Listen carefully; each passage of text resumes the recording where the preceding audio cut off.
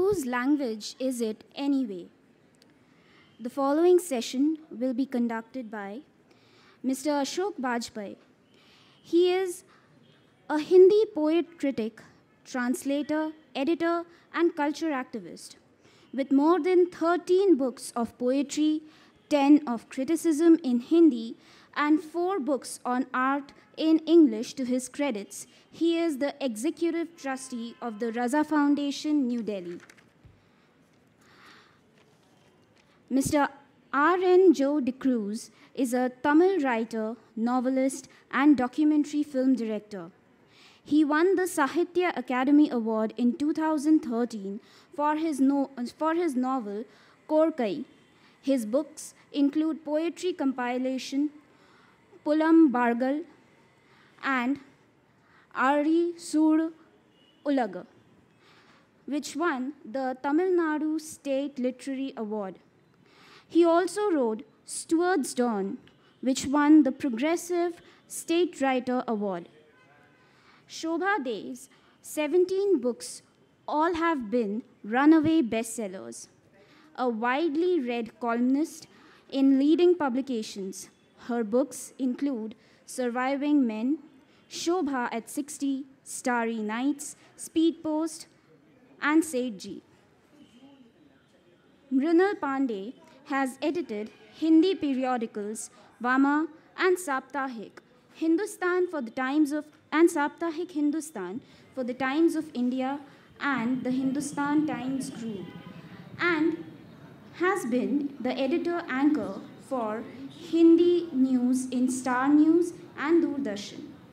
In 2000, she became India's first woman chief editor of a multi-edition Hindi daily, Hindustan, founder-president of the Indian Women's Press Corporation, and member of the National Board for Film Certification. A former chairperson of Prasar Bharati, she has penned fiction, plays, and essays on contemporary India and its women. A Padma Shri, she was awarded the Red Ink Lifetime Achievement Award by the Mumbai Press Club.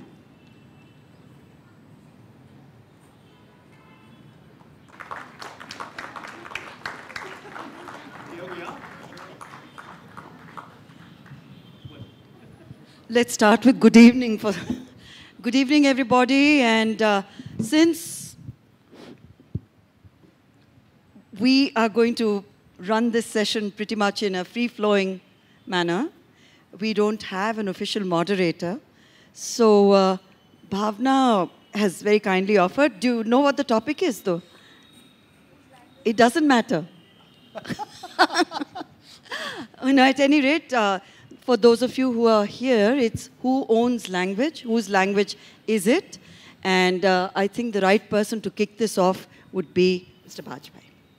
Well, I think the debate, whose language is it, seemed to be located in the current controversies about language. The Government of India issued instructions that official work should be conducted in Hindi. Our Prime Minister speaks somewhat stubbornly in Hindi. There have been some controversy about, I think, CBSE issuing instruction to celebrate a Sanskrit week, etc.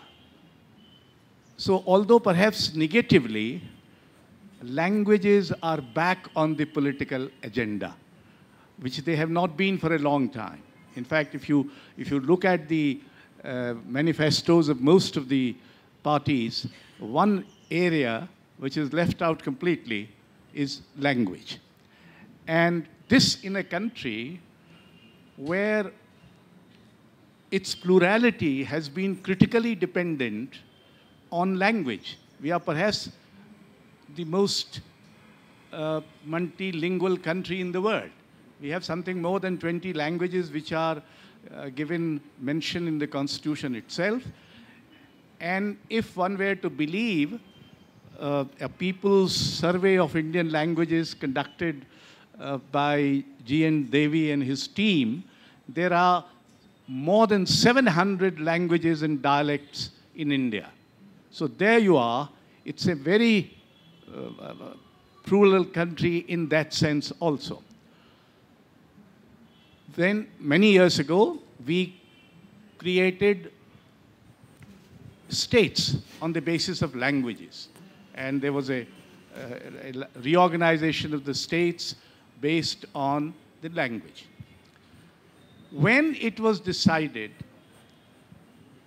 that Hindi would be the official language of the Union, it was also more or less decided that the several Indian languages in their own home states would be the languages of those states in terms of official work, which is a very small area of human communication, incidentally. But there it was. When 50 years of this adoption of Hindi as the official language was being celebrated, and the President of India and the Vice President of India, the then Prime Minister of India were to be present in a function, I wrote a letter to the then Prime Minister, who happened to be my namesake. And I said, nobody knows more than you that this is not the 50 years of Hindi becoming the official language of the country. This is the golden jubilee of the Hindi, and by the same token, the Indian languages not becoming official languages of the Union and the states respectively. So this is how the scenario was, and I don't think it has changed very much in the intervening years. So that is the context in which we are talking. The question that easily arises is whether official work can be conducted, even of the Union government, in one single language, whether it is desirable to have one single language, which would be pan-Indian in that sense. The second question that arises is that official language is a very small part of the language. It's not the most creative part of language. It is not the most popular part of the language. And if you look at how Rajbhasha has developed in Hindi, it is the farthest possible version of Hindi language from the spoken Hindi.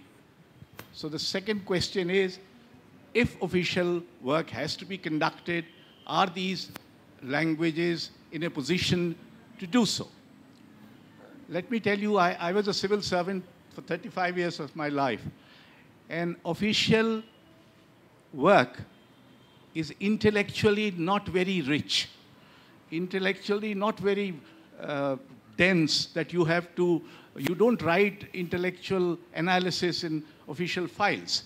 80% of the work is very routine. You keep on referring to this, that, and the other. Very little subtlety or complexity is required.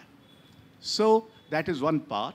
But on the other hand, making languages keep on translating as if these languages are not capable of expressing those things directly in the original language is another part, where we have somehow decided that everything has to be translated from English into Hindi into whatever.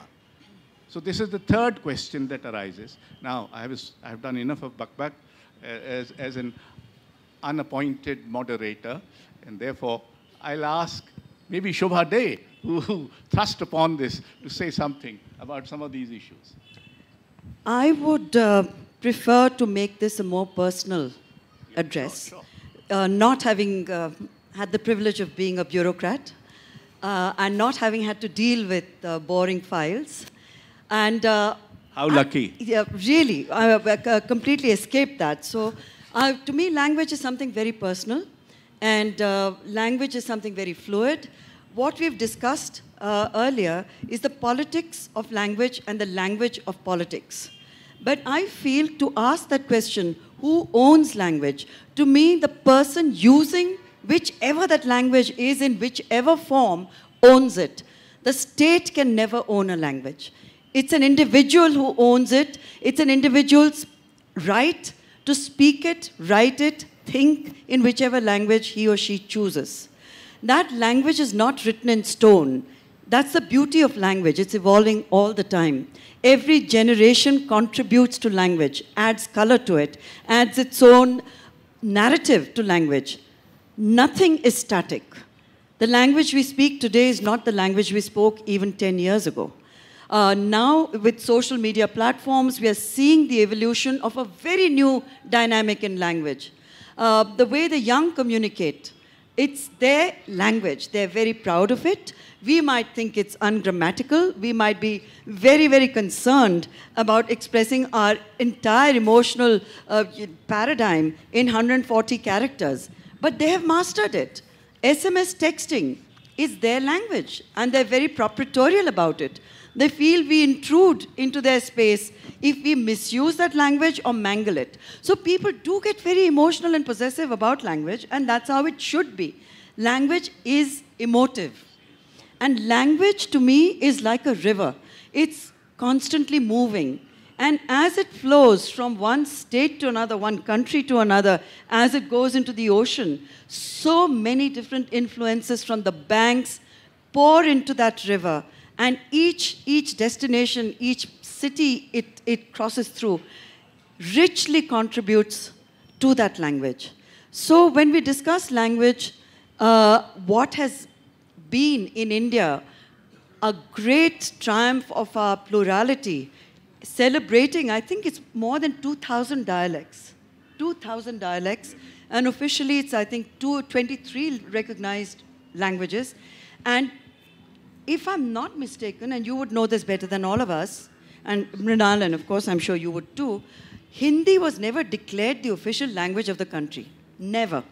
It was something that there's an attempt to make it the official language of a country, but you come to Bangalore. I mean, how many people speak Hindi, understand Hindi, or even wish to? You go anywhere outside the belt, the northern belt, Hindi is not relevant to their lives. So I don't understand why this political dialogue became what it did, the way the debate has gone. I think it's time we all reclaimed whichever language we feel most attached to, which we feel closest to, and we can, with pride, say it is my language for better or worse, whatever that language may be. Yeah.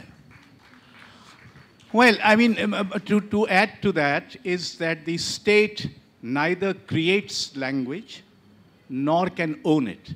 It is only the community, the society, which creates language, and individuals who own it. That is well said and well taken.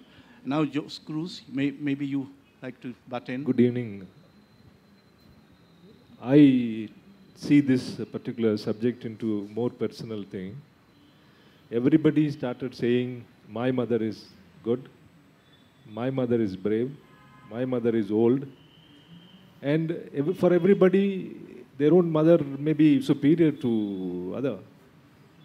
But for example, today, instead of we are competing, my language is good, your language is bad, my language is bad, your language is good, there are a lot of responsibility as individuals we have, I believe. Today, as I sit here, I have responsibility. We forget our forefathers who have done a great job developing these languages, developing these dialects. But do we understand them? Do we remember them? As an individual, I may be a reader, I may be a ruler, I may be a creative writer, or I may be a poet, or I may be a translator. Do I have the responsibility? Today, when I say a particular language is very big and it is the best, but do I really, there are a lot of political parties who are taking this type of language war and controlling the state also. You can understand what do I mean. In Tamil Nadu for particular. They control the state, taking that we are the owners of a particular language. But what is the contribution to the language? Unless and until I understand the other language and the richness of the other language and the literatures in the other language, the dramas in the other language, and the life, their life declared, their life depicted there, how can I bring it and enrich my language? It is the responsibility.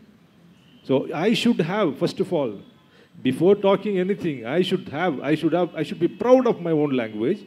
But being proud, I should have responsibility in developing my language by understanding, respecting the other language, bringing the literatures of other languages into my own language. That may be the contribution, that may be the responsibility, that may be the worth thing which can be done instead of speaking on stages that my language is the best language, I will not learn your language. All this is nonsense for me.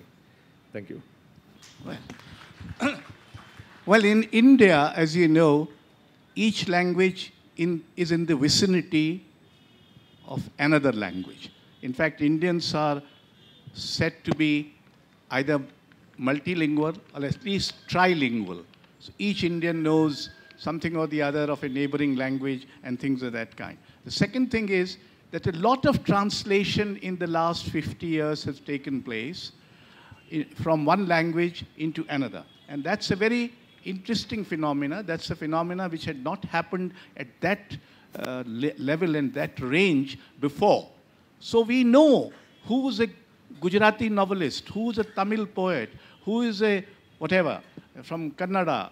All these, the masters in these languages and the important works in these languages are now widely known, shared in respective language. Anantamurthy, to take an example, and Girish Karnad, both two major writers of Kannada, seem to have been translated into all the Indian languages.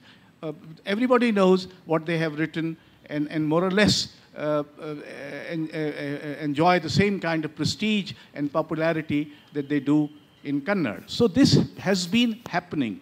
And the state has not played much role in this. This is happened at the social level, at the level where people have decided that we should enrich and should feel responsible towards our language by enriching it from what comes from other languages. Mrinal.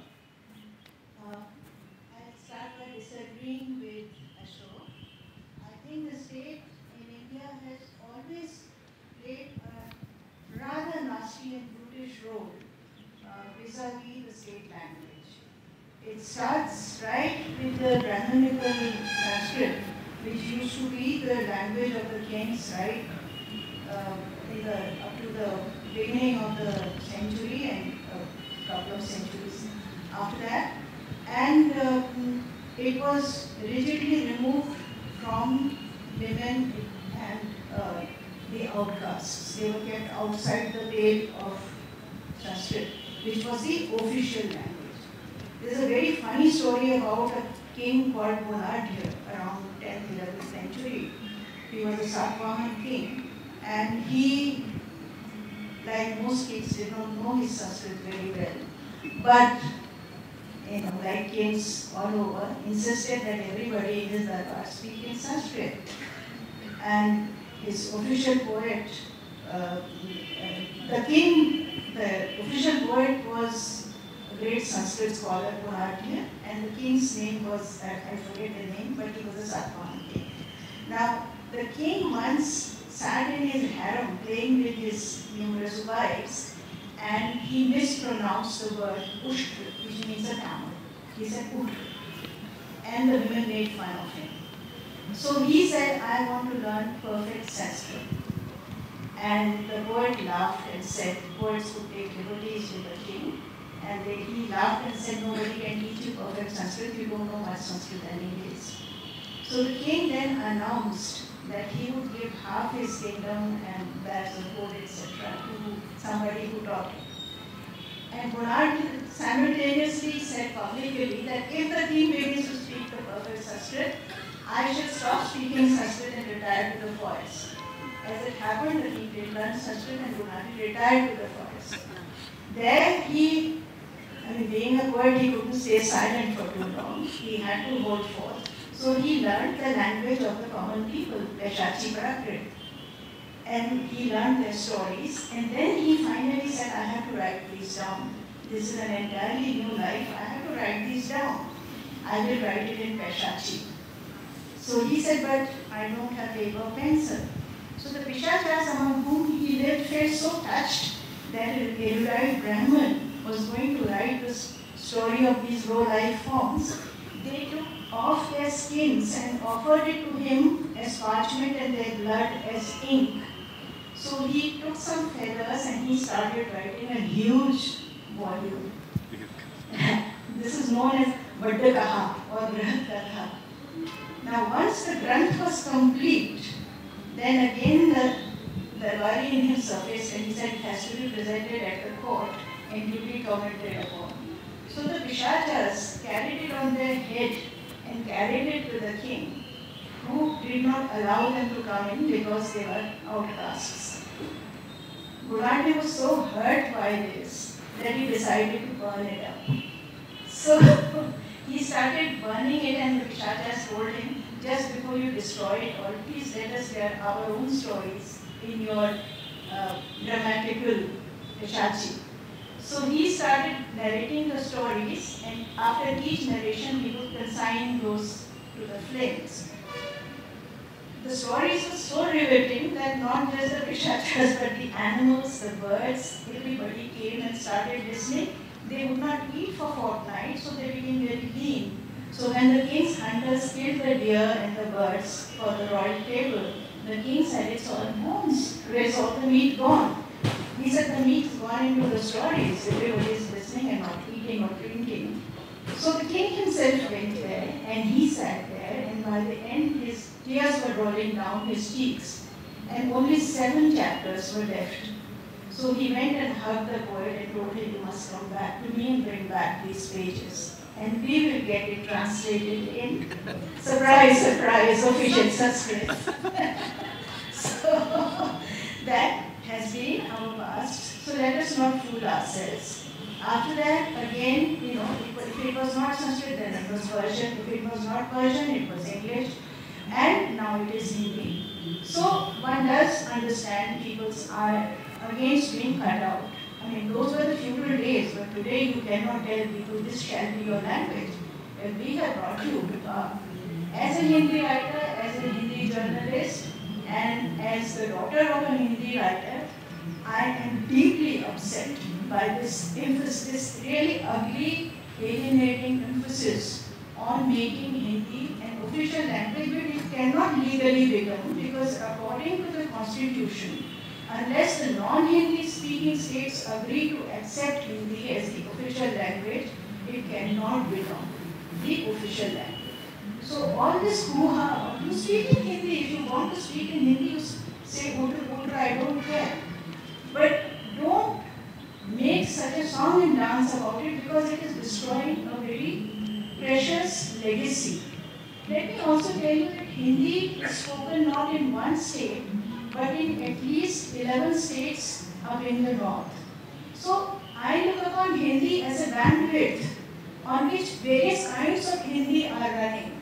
When I was editing a Delhi newspaper, we had something like 27 editions, regional editions. In Jharkhand, they write Hindi differently. In Bihar, they write and speak differently. In Western UP, they write and speak differently. So all those Hindis were permitted, and I had told the regional editors that they should feel free to comment and report in the languages, in the Hindi spoken in that particular region.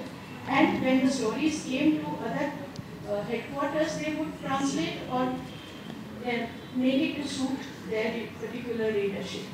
So I frankly think that this is doing Hindi a great disservice to proclaim again and again from rooftops that Hindi is going to be the official language. You cannot make it stick legally.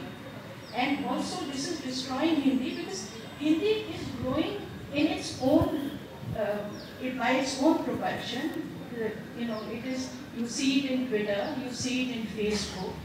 I tweet both in English and in Hindi.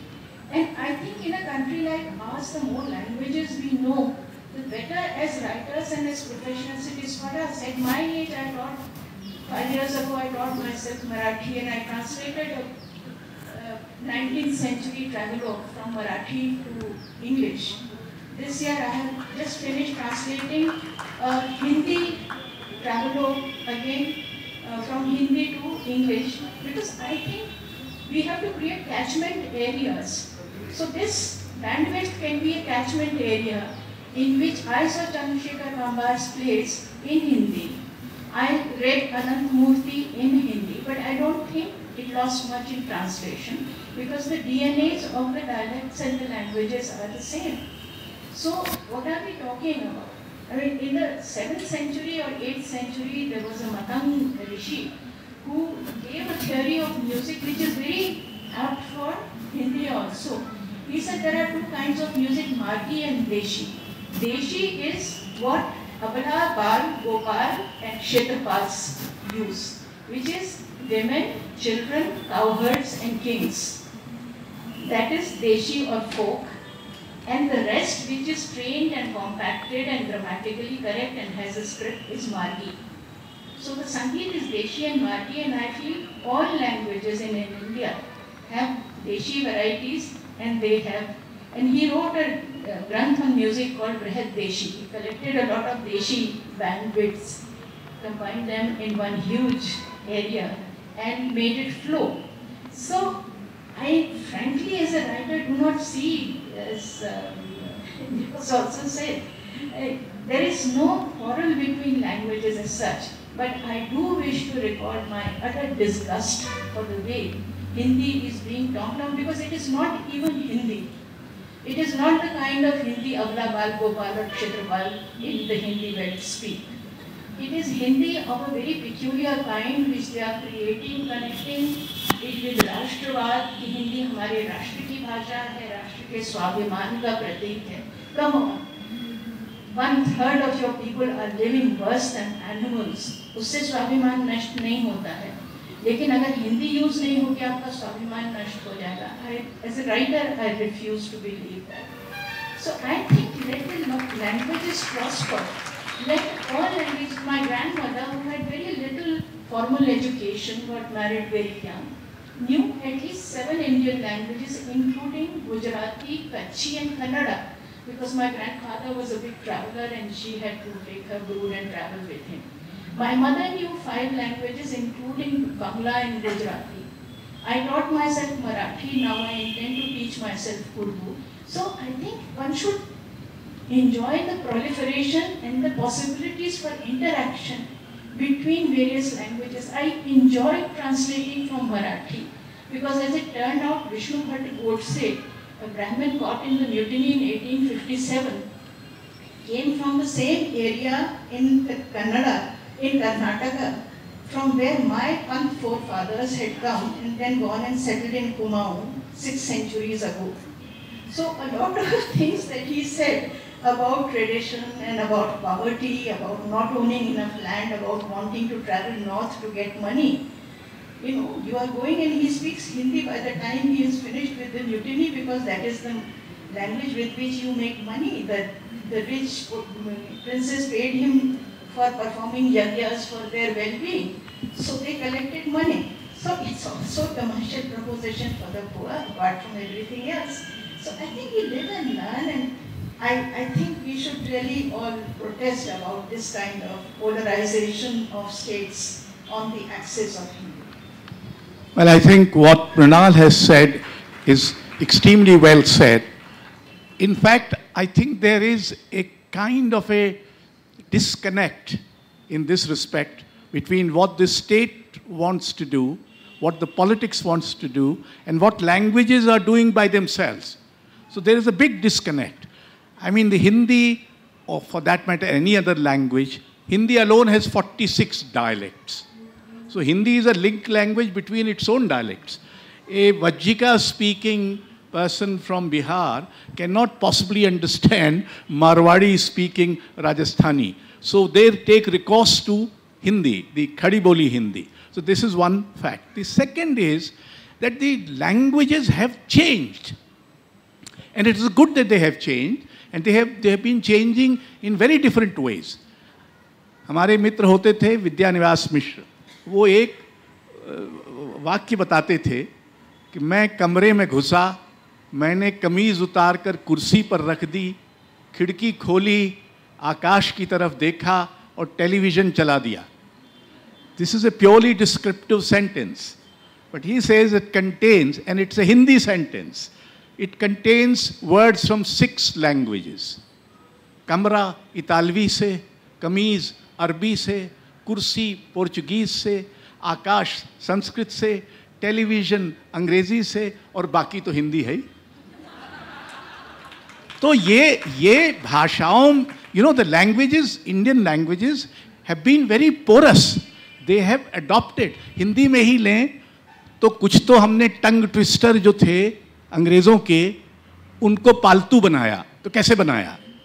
Lantern. अब lantern कैसे कहें? तो उन्होंने कहा लालटेन. So it's became लालटेन. रेलगाड़ी, तो रेल वहां से लिया, गाड़ी अपनी लगा दी.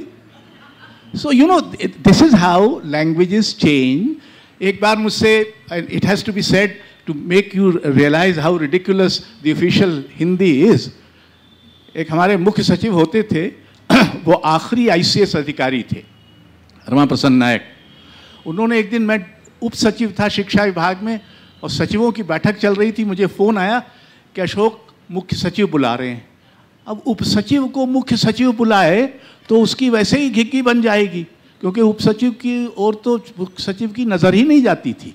तो हम गए, तो उन्होंने कहा हिंदी का एक मूर्ख वाक्य बताओ. मैंने कहा क्या मतलब? बोले हिंदी का एक मूर्ख वाक्य बताओ. बैठ लो, 5 मिनट सोचो, फिर बताना.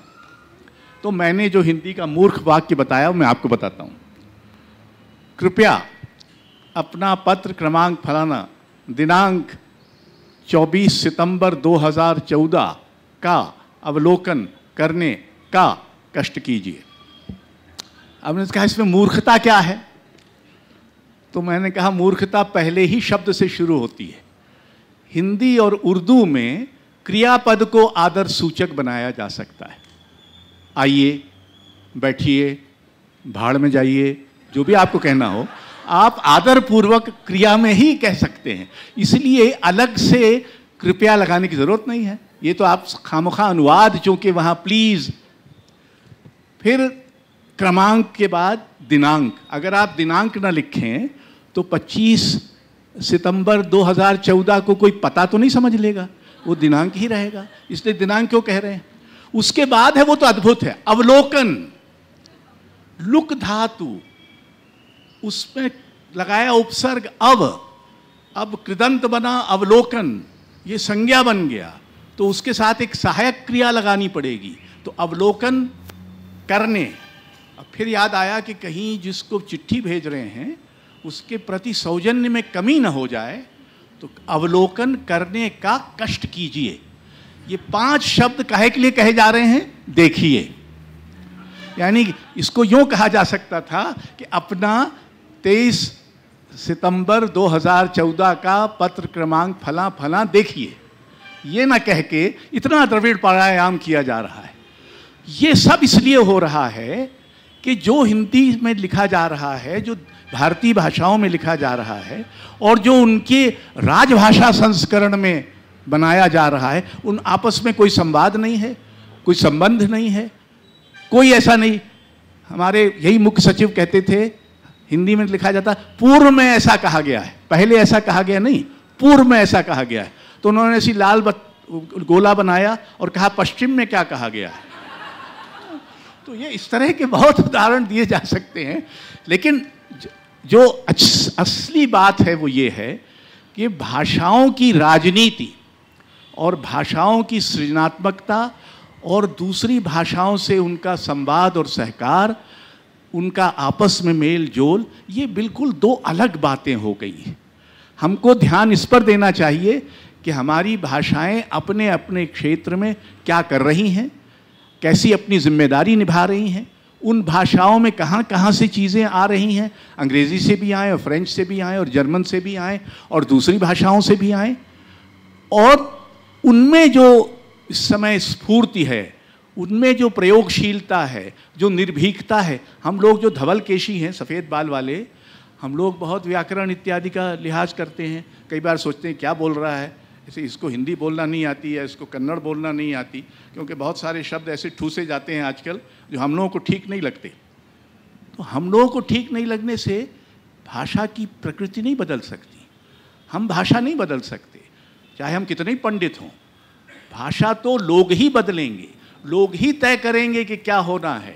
लोग ही, जैसे बिहारियों ने नर्वस हो गए आप, तो उन्होंने सोचा कि अब ये नर्वस हो गए को क्या क्या, तो उनका आप तो मेरी बात से लगता है नर्वस आ गए, तो एक शब्द बना दिया।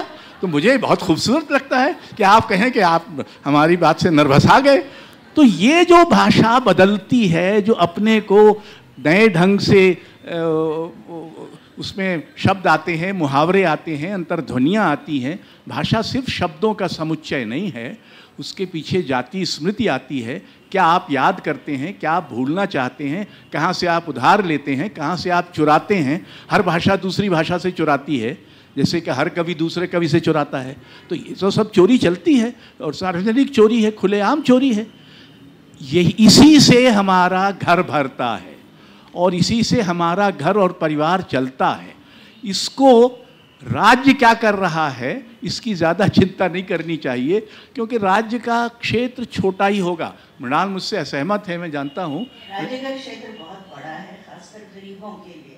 अमीर लोग तो अपने अपनी सब प्रबंध कर लेते हैं, अपने लिए बिजली का प्रबंध कर लिया, अपने लिए फाटक पर चौकीदार अलग बिठा दिया, अपने लिए पानी के लिए बोरवेल लगवा लिया।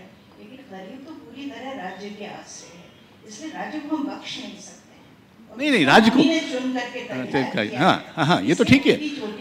नहीं, हम राज्य को बख्श नहीं सकते उन क्षेत्रों में जहाँ राज्य भाषा सामान्य लोगों को, नागरिकों को, बच्चों को सिखाने के लिए कानूनन प्रतिबद्ध है, उसको ये करना पड़ेगा, वहाँ हम नहीं बख्शेंगे। लेकिन वो राजभाषा के स्तर पर क्या हो रहा है, इसकी बहुत चिंता नहीं करनी चाहिए। आखिर 50 साल तक वो यही करते रहे हैं और उससे कुछ कामकाज बहुत गड़बड़ाता है जब राजभाषा बनती है।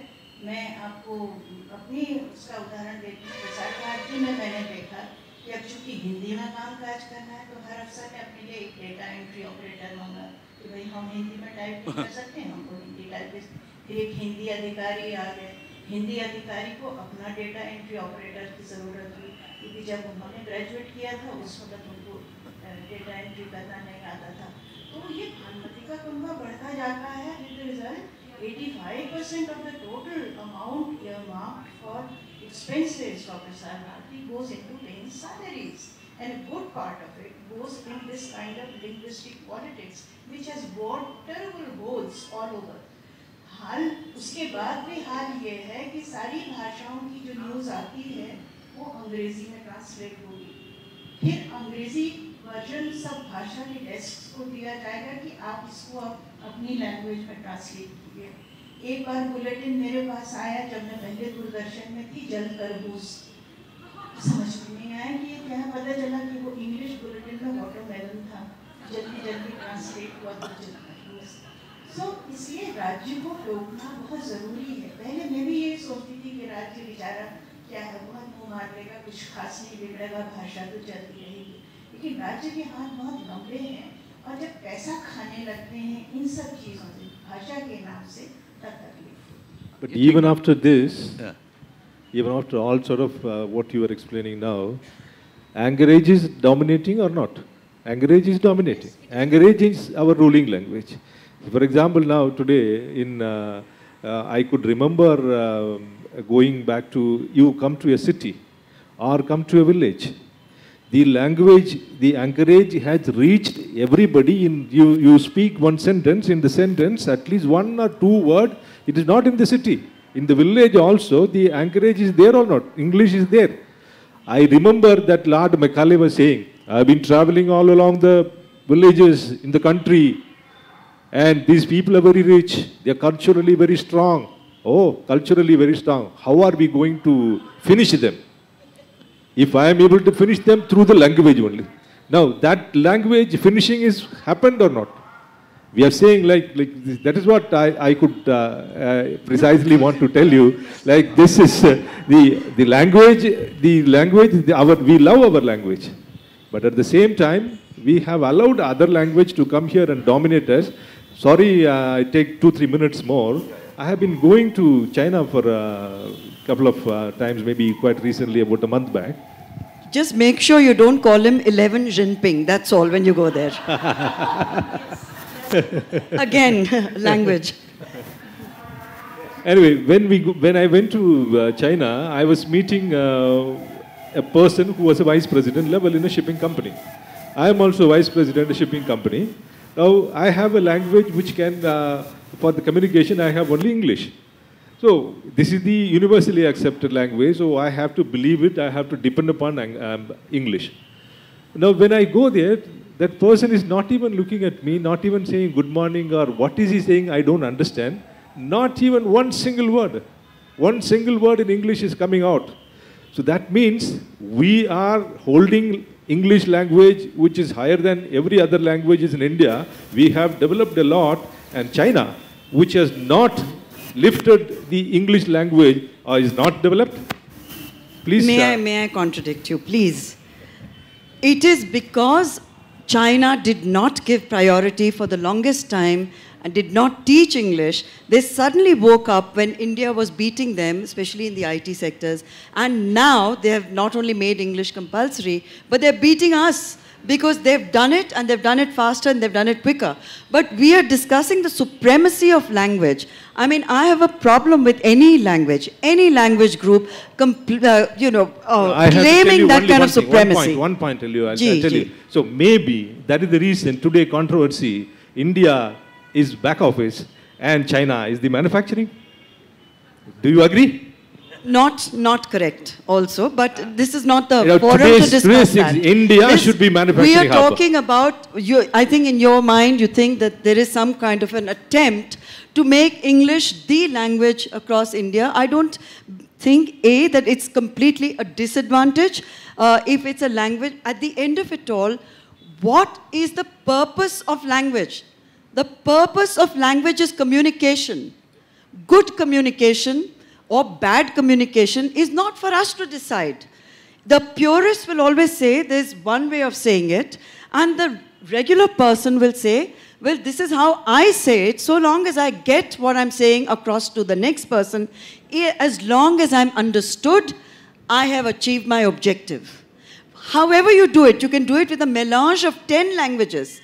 You can do it incorporating a bit of French, a bit of German, a bit of Latin if you know it. Whichever form of communication you choose, whether it's Urdu, it's Persian, it's Hindi, it's bastardized English, or it's bastardized any other language. Can you communicate your thought is the key. For me, language is something I like to play with. I find it playful. It's a tool that I find extremely malleable. I don't see the politics of language. I wish we would think of language as something that is not divisive and negative and that is playing a very dangerous role in our polity right now. If we see and if we are more accepting of languages, whichever those languages may be, without surrendering regional pride in what is our own, I don't have to be less proud of Marathi, or I don't have to be less proud of Gujarati or Bengali or any language to be a better Indian at all. So the minute we start equating loyalty to the country and a sense of belonging and nationhood to language, what we are creating are divisions. Because it's unfair to those who don't know that language as well as maybe some of us do.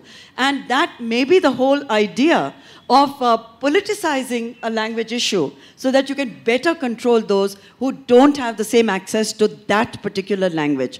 So I'm saying if you keep your spirit, your mind, your heart open and let there be multiple languages, I mean, we all speak in multiple tongues, metaphorically speaking too. Why not give that respect to any language at all? Like Gandhiji said, let the winds of change blow and let those be in all the various languages, because language can only add richness to our lives. whichever that language may be. Those of us who have chosen to use language as our vocation, I think we are so lucky and we are so fortunate because in India we have a rich legacy of many languages we can learn from. And today's generation can contribute its own to the next generation. And let's use this in a very constructive way so that we can all enjoy so many different literary experiences through translation and even through the oral tradition, which we are missing out on. The oral tradition, which you can hear these wonderful sounds and languages and emotions and passions, and the curiosity to know it is what counts. Like she was curious enough to master, not just learn, but master Marathi. Because to be able to translate, you have to be perfectly bilingual, which means your own language has to be as strong as the language that you're learning, acquiring, borrowing, to do justice to that translation. I think that is fantastic. It's easier for writers because we have a natural curiosity and a predilection for expanding our linguistic horizons and for co-opting as many languages in our repertoire as we can. Just as if you give a particular fabric to a tailor, you take it to the lit area, then you take it to another corner, then he'll check the weave, and then he will check the fall. Yes. And if it is a really good tailor and it's a rare fabric, he will immediately tell you where it was, which part of India it was woven in. And he may also name you the person. This has happened with me so many times. I buy some tweeds in Uttarakhand, and my tailor in Delhi can tell me, ये रानी खेत वाले ने need किया है, ये गढ़मुक्तेश्वर के आगे एक जो जगह, मुक्तेश्वर के आगे जो जगह है, वहाँ वाले ने नीड किया है. So I think writers can also tell, this English comes from that cornucopia, this Marathi comes from Modi script, which was then modified into modern day Marathi. This Gujarati comes from an ancient form of Gujarati. But for the people at large, I think the greatest thing is to, as Shobha, I'm very glad reminded us, is to remain playful with language. Then there is also, let's not forget, the money monkey. This historian friend of mine, Shahid Amin, discovered this hilarious manuscript in a tin trunk in London, in which there are some letters written by a Brahmin called Ram Garib Dubey, who had learned possible English to work as a clerk in the offices of Grierson, who carried out the first linguistic survey. And one of them, after several honorifics, tells Grierson to keep up the good work, because such it will add to my income in the end. Yes. I think somewhere we are also Ram Garib Dubey. I think perhaps we are running out of time. I'd just like to say that language, particularly in a society like ours, which is so diverse and so rich, is like a tapestry. You can start at one end with one stitch and you can carry on so long as the tapestry in the end all comes together and it's a beautiful, beautiful picture. At the end of it all, that's what we appreciate. And that's what all of us in our own ways contribute to. But on a lighter note, I wish, I'm really missing Javed Akhtar for a forum like this, because his use of language is not just unique, but it's masterful. And he always has something in a way which is humorous, but makes a strong point. So he has told me that there are basically 5 words in Urdu that any of us need to know. If you ask me those 5 words right now, I won't be able to tell them. But we can always, you can always phone Javed Bhavna and ask him those 5 words. He said if you can use those 5 words with a lot of confidence, even if you go to Lahore, you pronounce them right, you put in your Hindustani, you can even say a bit of Marathi or Bengali in it, people are going to say, wah, wah, wah. They think you're a master. So that's the playfulness of language, and that's the fun we can all have with it, and that's the beauty of language. Well, as we come to the end of this discussion, it will be obvious to you that the panel here wants you to rejoice in the plurality of Indian languages as against attempts to impose any language, because none of us believes that one language has a supremacy over other languages. These are our assets, these are our cultural, communicative assets, and we must own them and rejoice in being having so many of them. One. Two, that while there is a tendency to have uniformity, because it's not only a language uniformity, then will be a religious uniformity, there will be other kinds of uniformities which will be imposed upon. So there is a deeper issue involved in rejoicing in the plurality of languages. Now, if there are any questions, I don't know, everybody seems to have deserted us, except the audience. So where are the... We are flying solo, it's fine. And we're doing... Fine, no? If there are any questions, yes. Bhavna. Bhavna. Mike.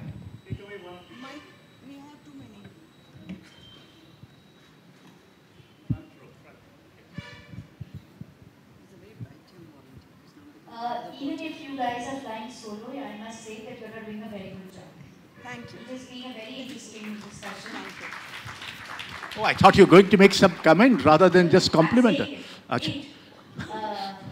is right when she spoke about Javed Saab saying that 5 words of Urdu. He has always been telling me that I'll teach you 10 words in Urdu.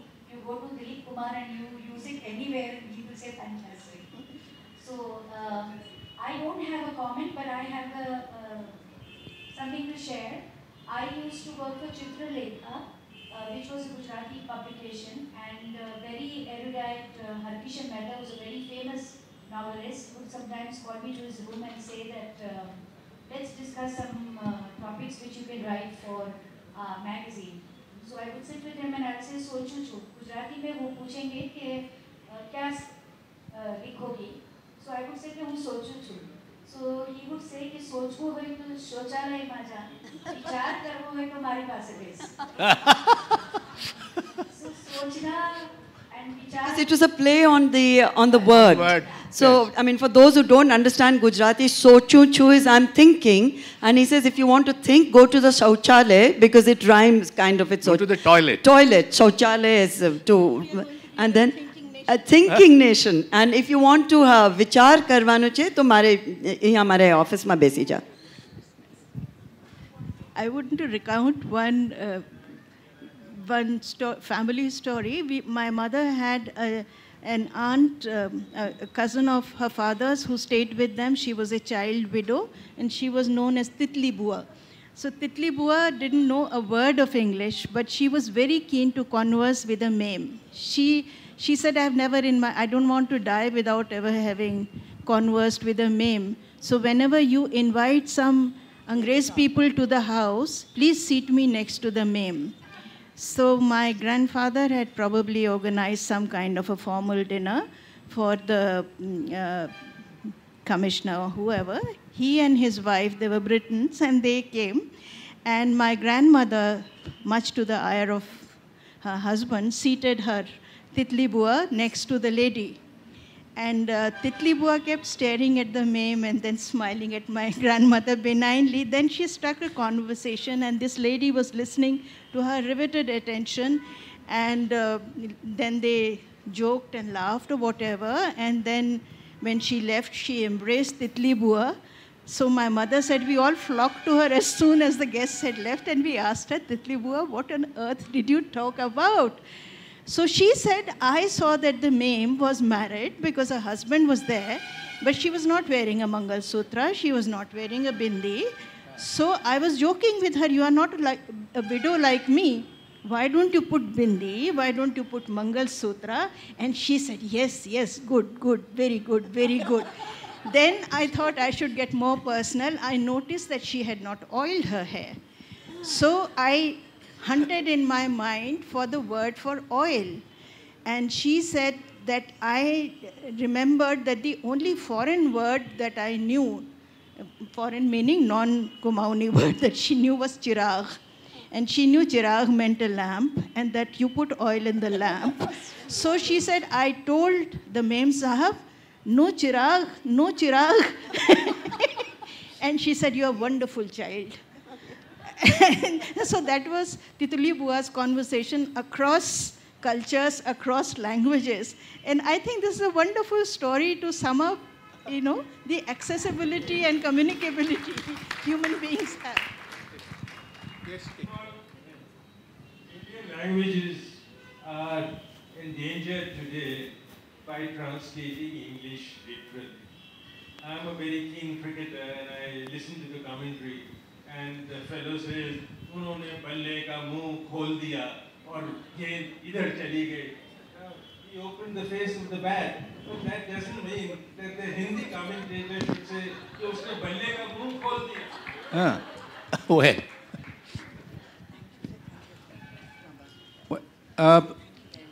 अब हम लोग भी थक गए हैं और आप लोग भी थक ही गए होंगे, हालांकि आपके चेहरे से ऐसा लग नहीं रहा है. So thank you very much for being, we try to do what we could and now thank us.